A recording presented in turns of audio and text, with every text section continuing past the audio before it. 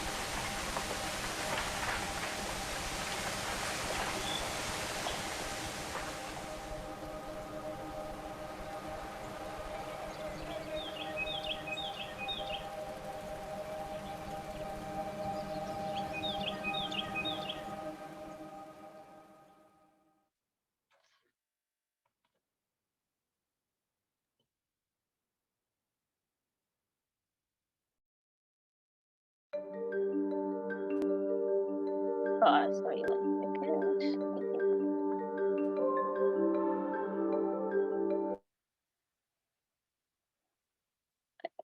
Sorry, my YouTube video is still going on. Oh, come on.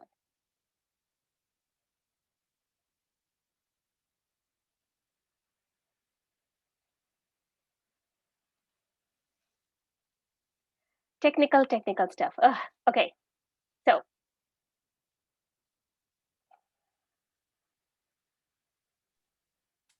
going back to my slides. Okay, so that was just a little kind of illustration of what Shinrin We don't see these slides, eh? Oh, you don't? Okay. Thank you for the heads. Share screen. There. Okay. You can see it now, right? Yep, thank you. Okay. So that video was just a basic illustration, a short illustration of what Shinrin Yoko is. I'll talk a little bit more about it later.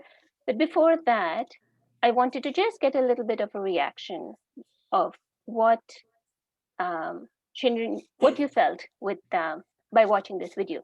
Did you feel a sense of calm and peace, maybe? Or did you have no feelings at all?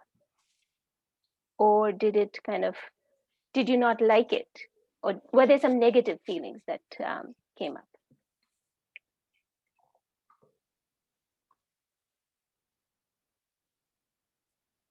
Okay. So far, I'm seeing all just positive reactions that short one clip video, um, the effect it had on you.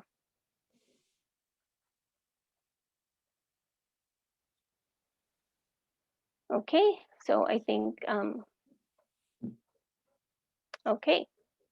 So as you can see, not even one person said that they felt any negative feelings or no feelings at all. And just this little video can have so much positive feelings. So you can imagine just like, just a video, if you go in there, how much more you can feel. Okay, now we'll go on to the next poll that I have. Have you heard of the term Shinrin Yoku before today? Maybe even before the announcement that was sent out for this meeting. Have you heard this term? I think the second word is supposed to be N-O, no, but it's N-O-W. Okay, so some of you have heard of this term before, but more so have not.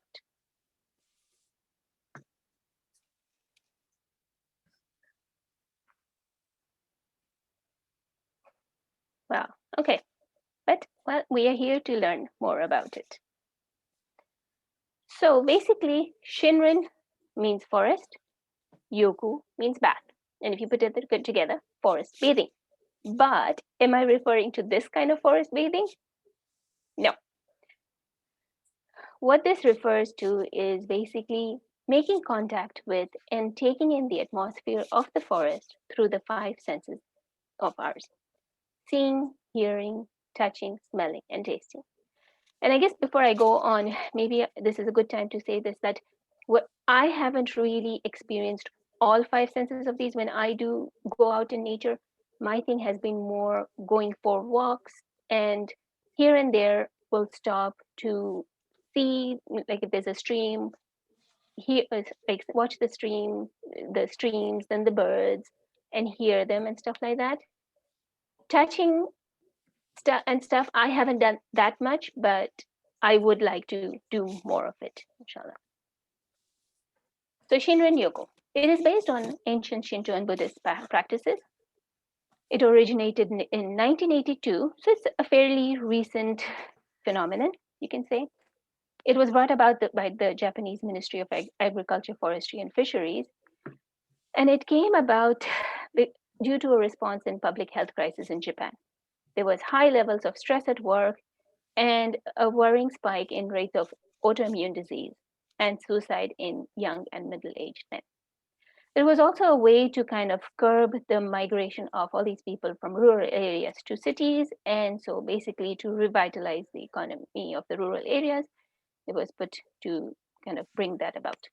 Japan, in fact, now has one of the highest life expectancies in the world.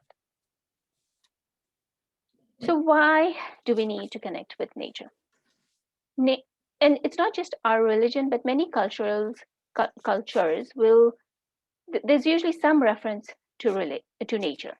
It is where we belong, and it has been promoted by many different religions and cultures.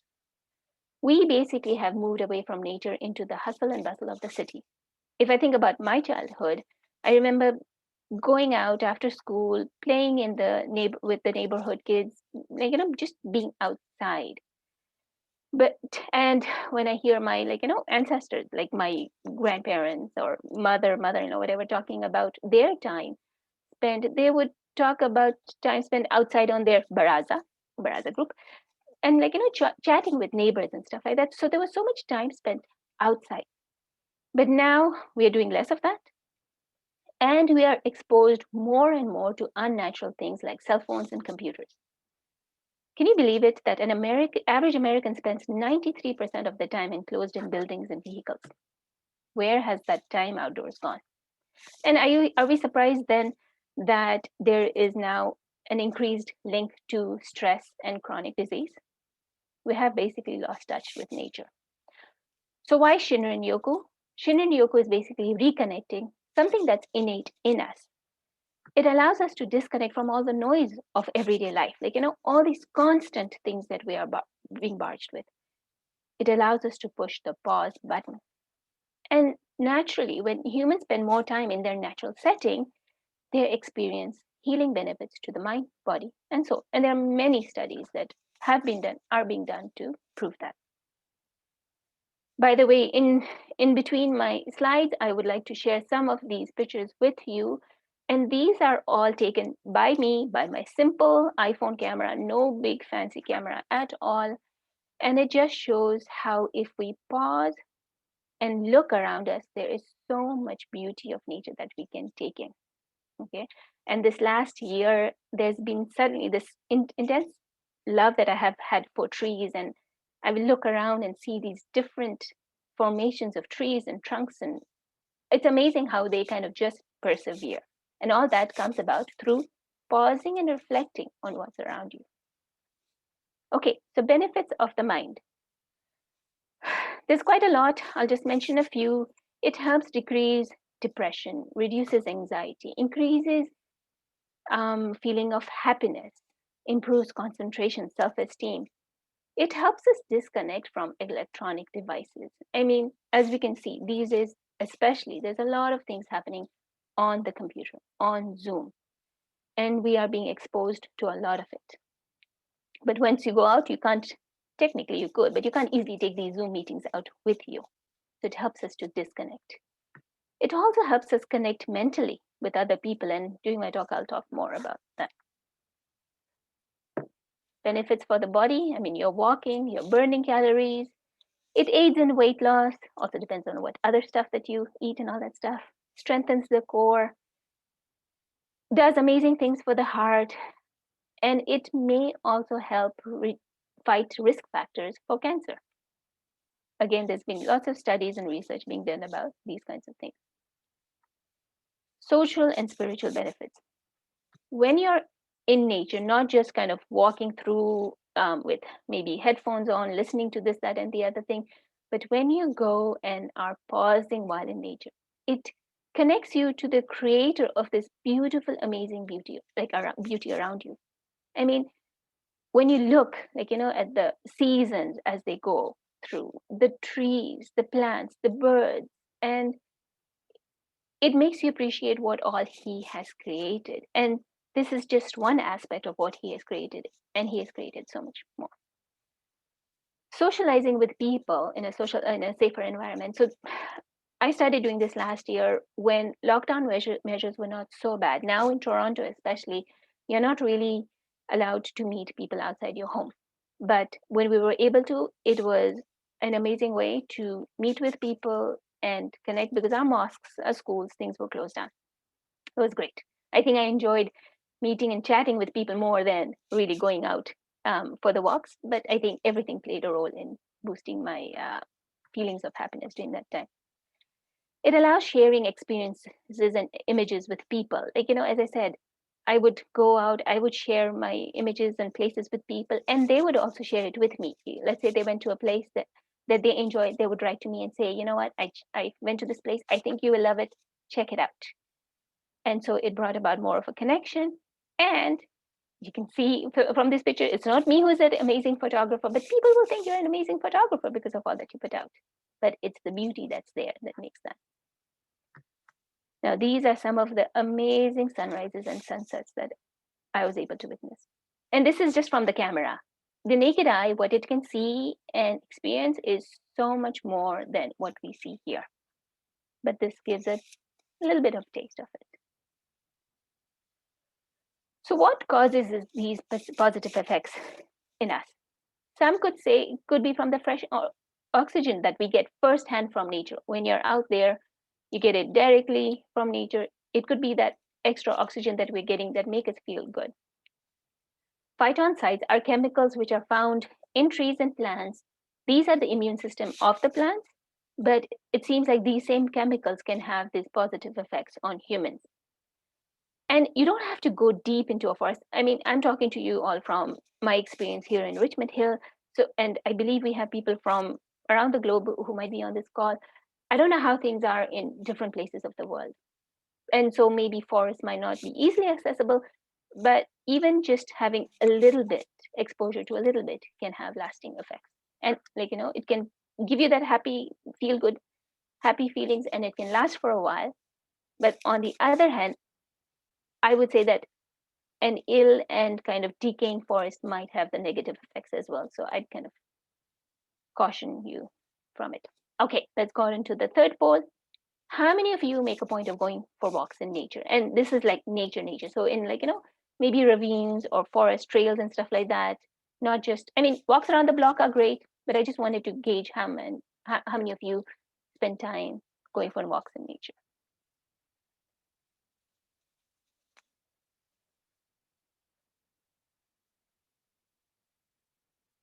Okay, varied responses that we're getting. Give it a little more time, please. Some of you have been able to go out daily. That's amazing. 2-3 times a week as well, 2-3 times a month. Some of you rarely. Well, I hope after this talk you are tempted to go out and try it.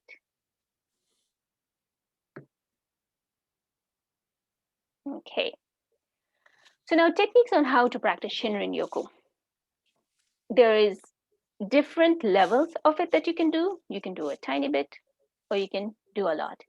You can spend 5-10 minutes in the forest, or you can even spend hours. The actual Shinrin Yoko is basically you going into the forest and practicing it for hours.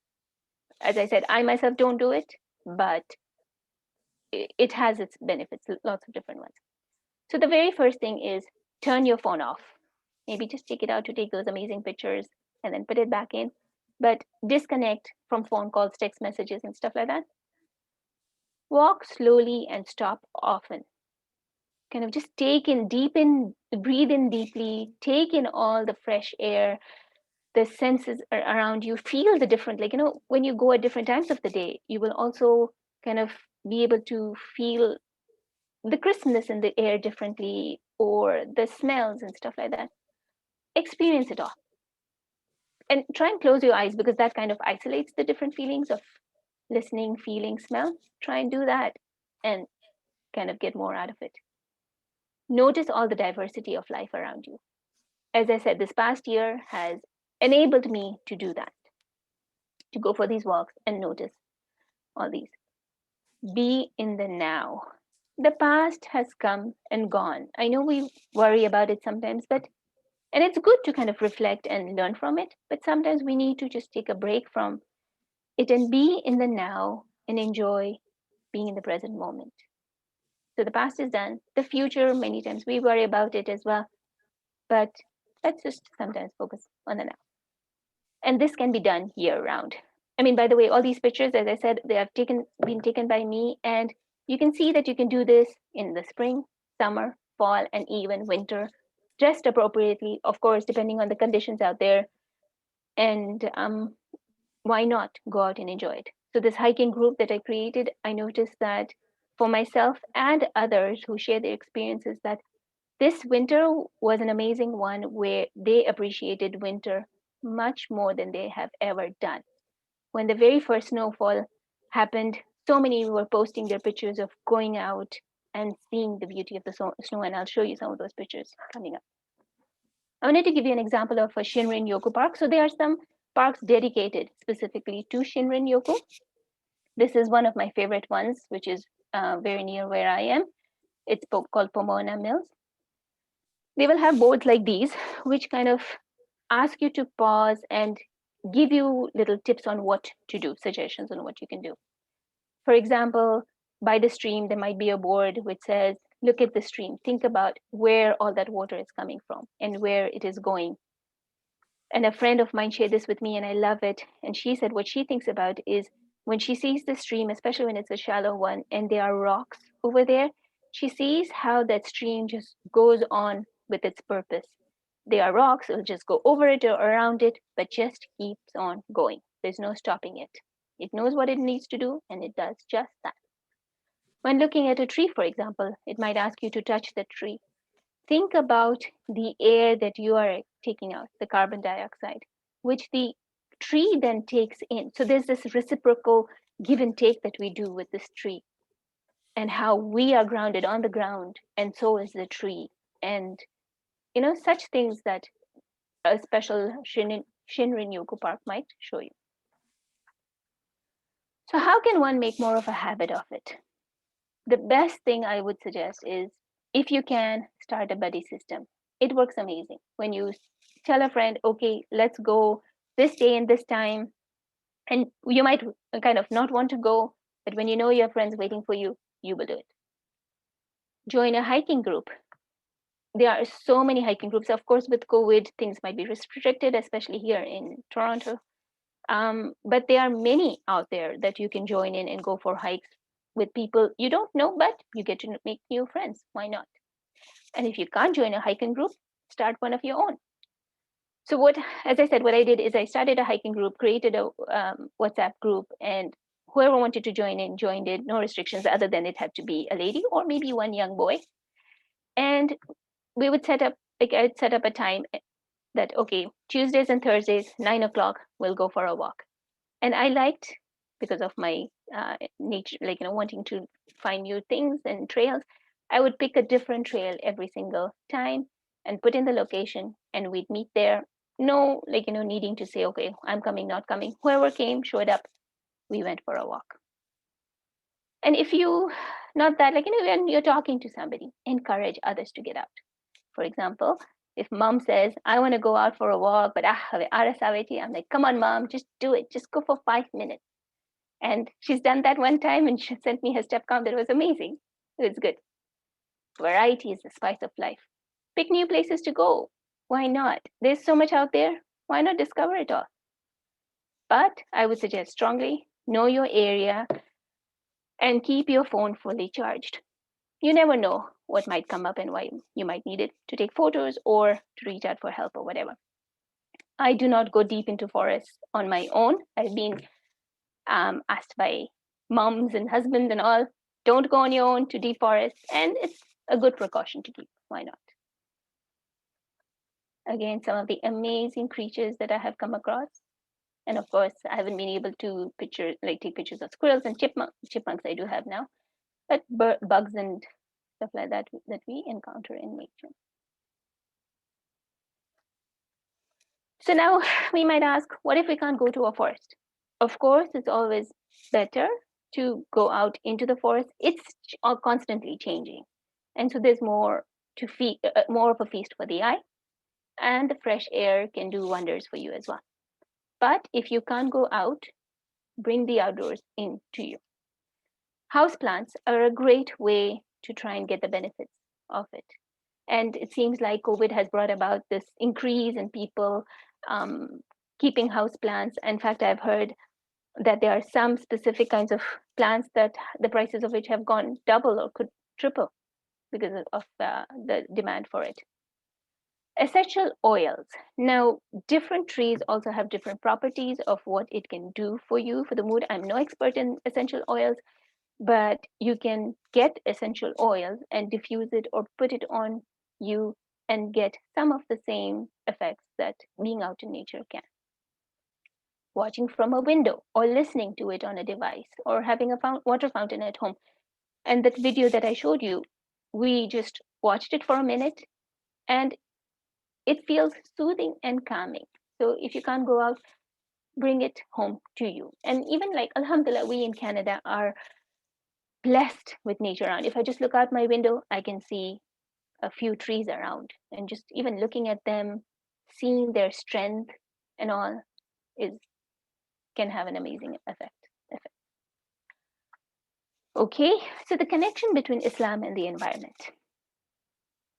And there are, I'm sure, like all the other religions would have similar maybe connections to nature, but I'm just going to focus on Islam. Otherwise, we'd be here for a long, long time. So Islam, we are asked to prostrate on earth. Wudu, the ablution that we do before we start our prayers, is done with water. And if we can't find nature, another form of nature can be used. Certain acts of worship are also recommended to be performed under the open sky. There are descriptions of heaven, like, when you just hear about it, the rivers flowing and fruits of abundance and canopy of trees and stuff like that. Heaven is full of descriptions of nature, lush sounding, beautiful nature. In the Quran, there are more than 700 verses related to nature, 14 chapters of the Quran are associated with nature, and Allah many times takes oath using nature. The Prophet has said that every single Muslim that cultivates or plants anything of which humans, animals, or birds may eat from is counted as charity towards them on his behalf. So if you think about this, it's not just for now. I know I said be present in the moment, but here we're thinking about the future. So if we plant a tree, it's not that we reap its benefits now, but even after we die, as long as the tree is living, any bird that gets benefit from it, animals or humans as a shelter or fruit or whatever, anytime anything gets any benefit from the tree, it is counted as charity on your behalf. Okay, time for another poll. Have you contributed in some way or the other, whether it's through money or through helping, like, physically helping yourself towards an environmental cause in the last year? Where's my poll person? We don't see the poll. There. Yep. Okay. Okay, I see some yeses and some no's. That's amazing.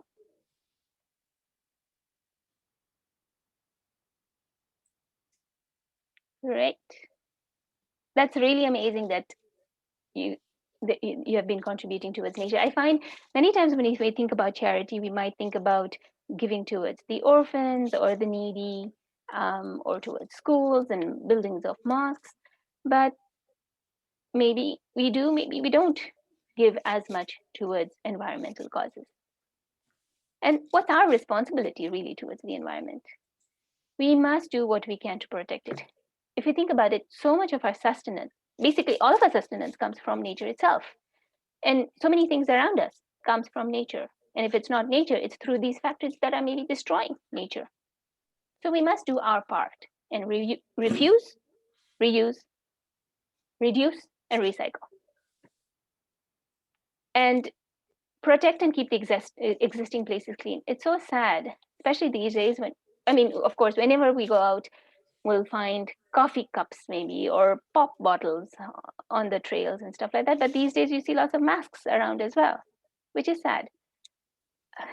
Some of you might be comfortable even picking these up, doing your part and picking it up and putting it in the garbage. But I know, especially with COVID, we're a little more hesitant. But if not picking up the other garbage around us, we have to be extra careful when we're out and that we don't leave any trace behind us, which especially destroys, especially like, if we leave things like garbage bags or plastic and stuff like that, which birds might eat, and I believe they choke on it and die. Appreciate the nature we have around us and donate towards the preservation of it, or get involved in advocacy groups that fight against urbanization. Now, if we can't do these ourselves, there are so many groups that do it. David Suzuki is an amazing one. And if you look up, I'm sure Google search local environmental groups in your area, you will find many that will do that. So, I mean, even the existing trails that we have right now, how did these remain? Because I'm sure if the developers had their way, these trails would not be there.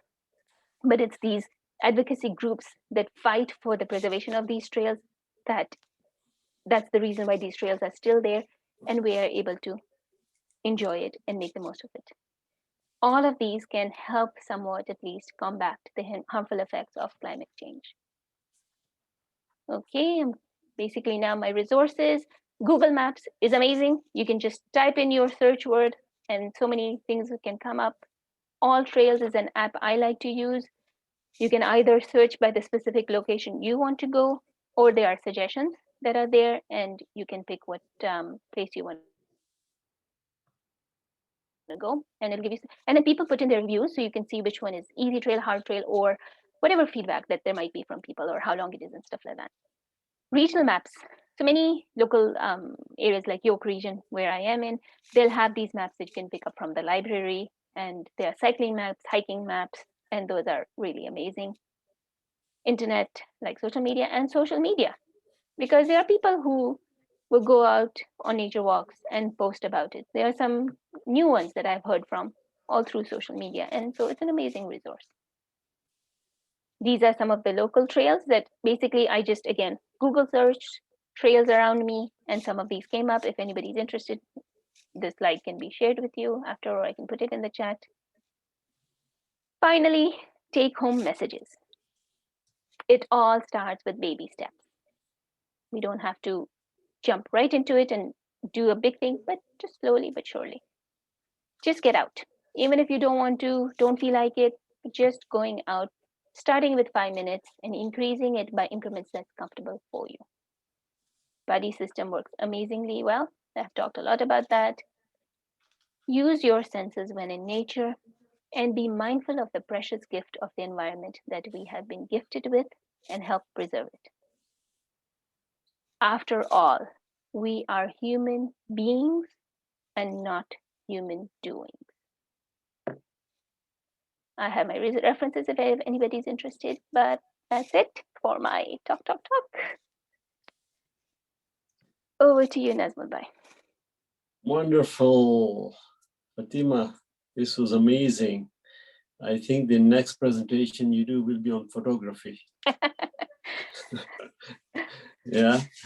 Anyway, you shared a lot of information there, all something new.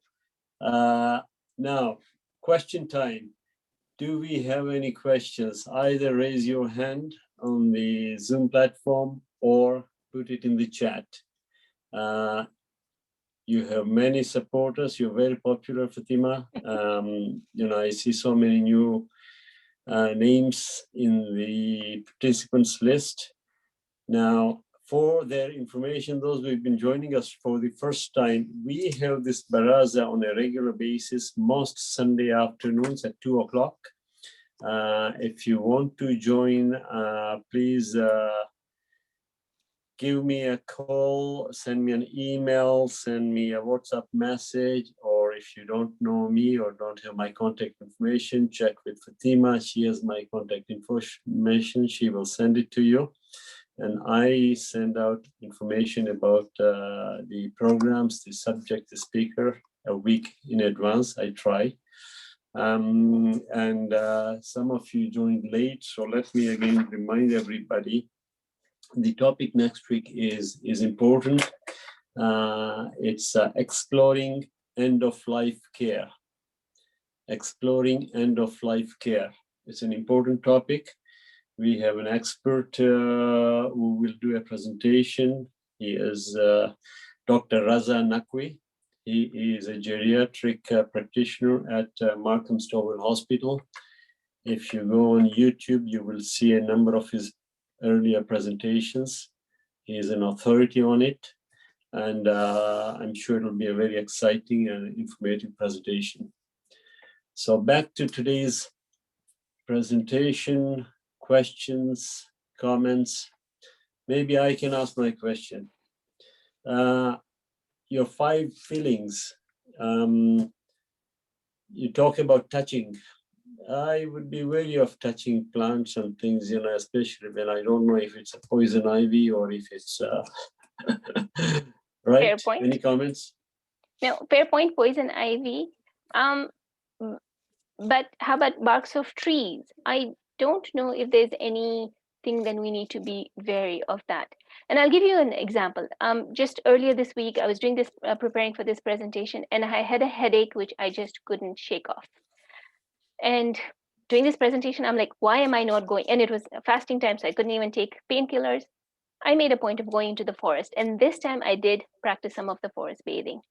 Just touching the barks of trees, it just kind of gives you, you can feel the texture. It made me more connected. You might have heard of the hugging of the trees and stuff like that. So I would say, why not try it and see what it does to you? You're connecting back to your roots, basically what is innate in you, nature. Try it and see how it goes. Walaikum salam. I just wanted to add to it. I was just thinking of you. Sheikh Jafar's speech yesterday, he was talking about the same thing, like related to the Prophet Sallallahu Alaihi Wasallam, that when he used to give a speech, he would lean on a tree. Yeah. And when his member was ready, the tree gave out a loud cry, and the Prophet got down from the member and he hugged that tree. So that means, it's also a sunnah So trees have that energy, a very positive energy. And I think when we hug it or when we touch it, it transfers to us. So I do understand the logic behind this now. And especially doing it all with you, it's really good. Thank you so much for all the information you're sharing. Thank you, Sarah. And that's a really good point. And when I was preparing this presentation, I was reminded of that. I think it was the tree of Hanna or something like that. And there's so many such, I think, examples that we get from how our prophets and connected with nature themselves too. Fatima, may I add something? Yes, please. So Nazmul uncle, I think what Fatima is also mentioning is it's in steps. So the first time you go out and practice Shinrin Yoko, you're not going to go touch everything you see. You might just visualize it because you have so many senses you can use. The next time, maybe you'll pause and smell the fresh air, watch a little more attentively. Then maybe by your 10th, 12th, 20th, 30th time, you'll be interested in touching something because you'll have read more. And then you'll know you won't touch poison ivy because you'll know what season poison ivy is prevalent in and what it looks like.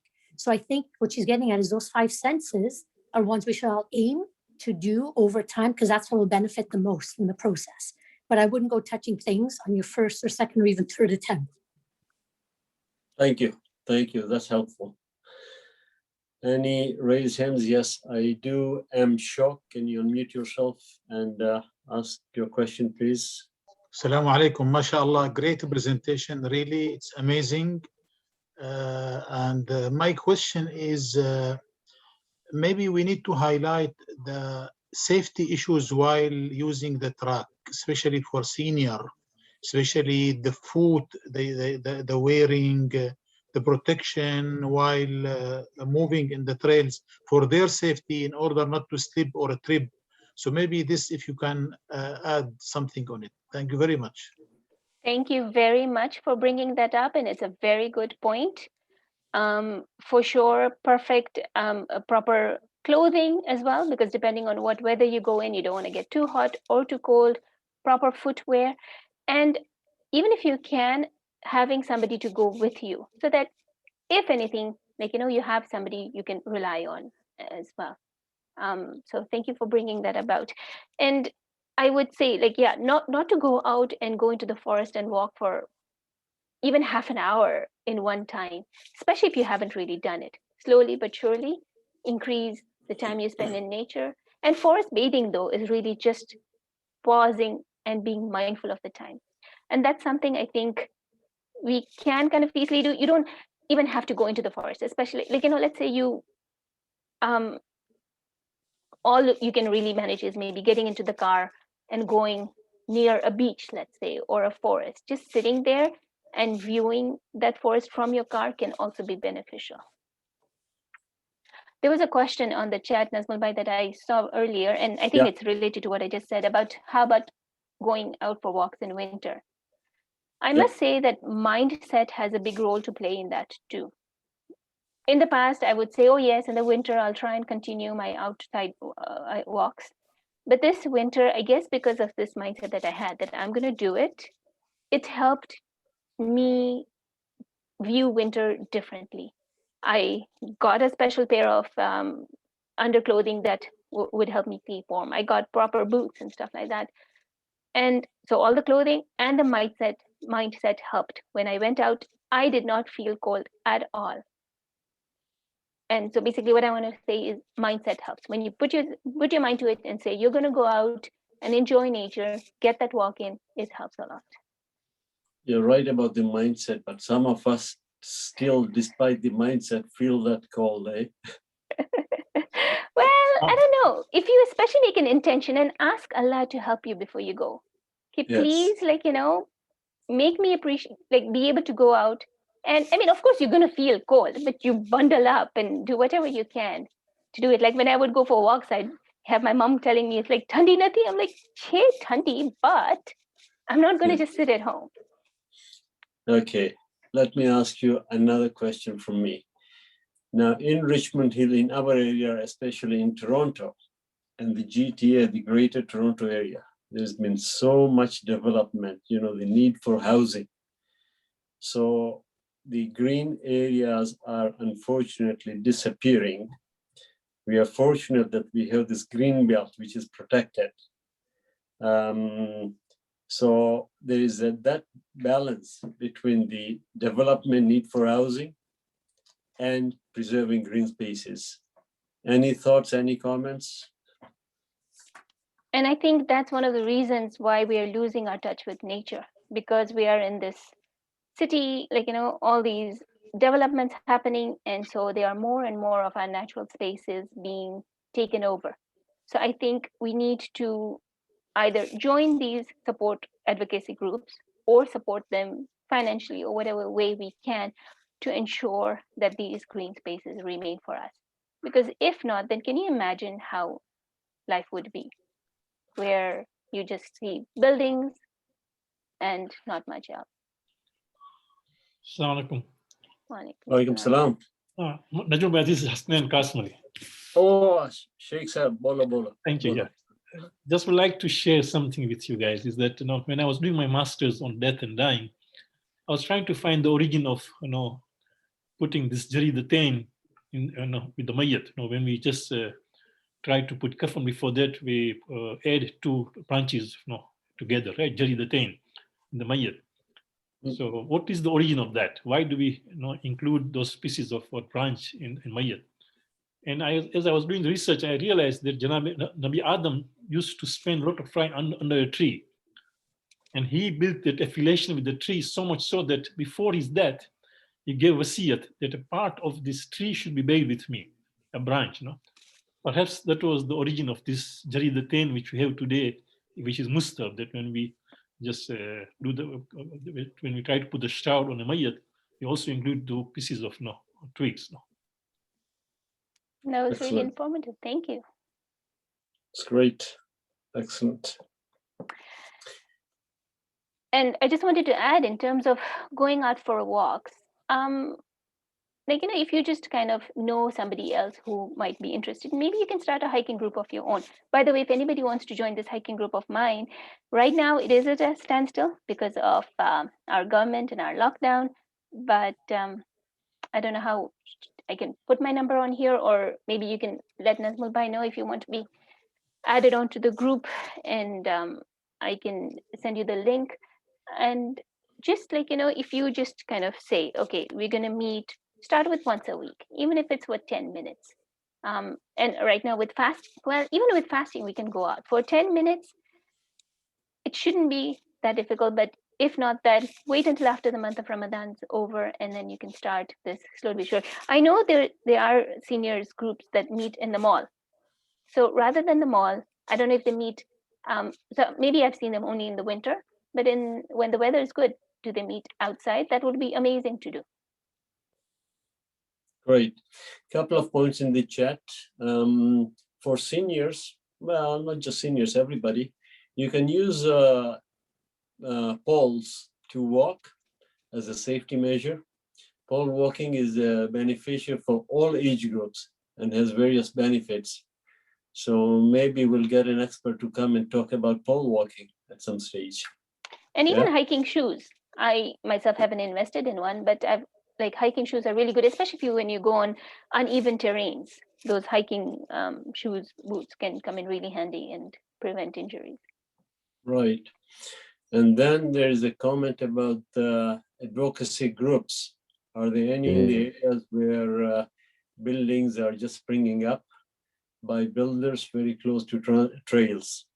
Now, in Richmond Hill, and I'm sure it applies to most areas, municipalities in the GTA, before a development takes place, there will be a notice sent out to the residents. Your council or councillor, if he's hopefully not working with the developers, he will send out a notice to the residents affected in that area. The local newspapers will have notices as well.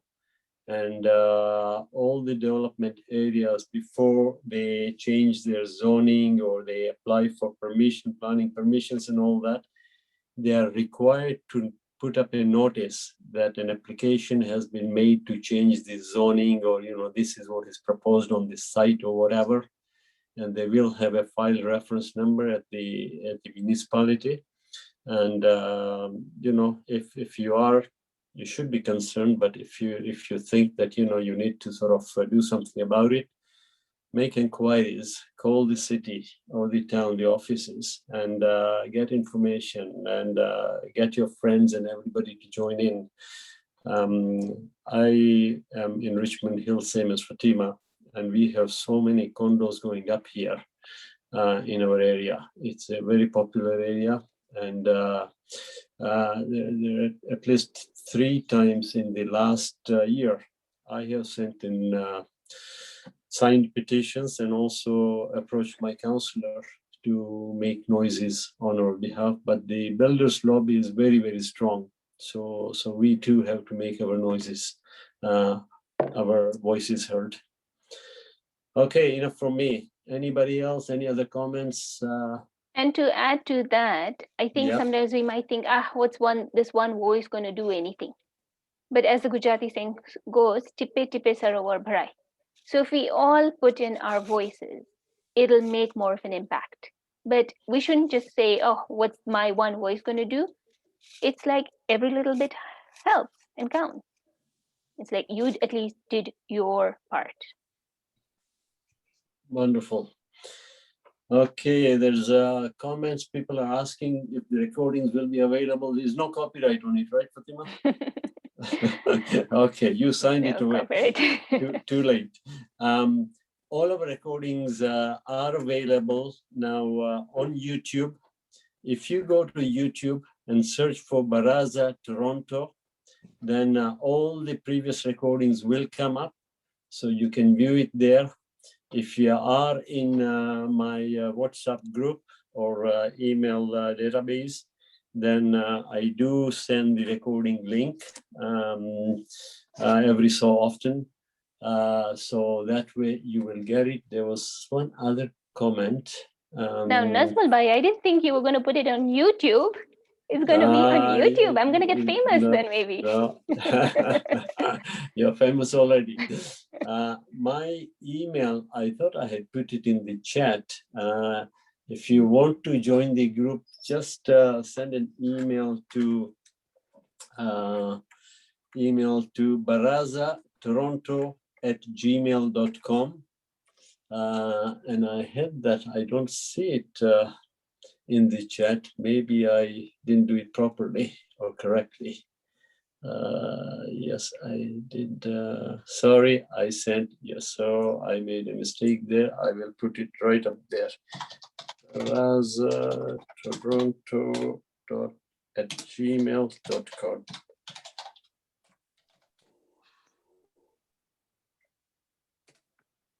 Okay, it's in the chat now, if you want to make a note of it, but it's very simple. barazatoronto@gmail.com. And maybe I can put in a plug for Baraza group right now. I have really been enjoying some of your chats and stuff, that topics that you have been having. It's wonderful. Interesting. That's good to hear. Thank you. We had a good turnout today. We had over 80 participants, which is excellent. So as I say, if you join the group, you will get the notice. Your friends in the notice, you're free to share it with anybody and everybody. And that's it. So Fatima, once again, thank you so much. You did your research, you put it all very nicely. The bonus was the beautiful pictures you shared with us. So thanks again, and start working on your next presentation on photography. All right, with your iPhone. Thank you. Thank you. All right. Thank you all. See you next Sunday, inshallah. Khuda Hafiz.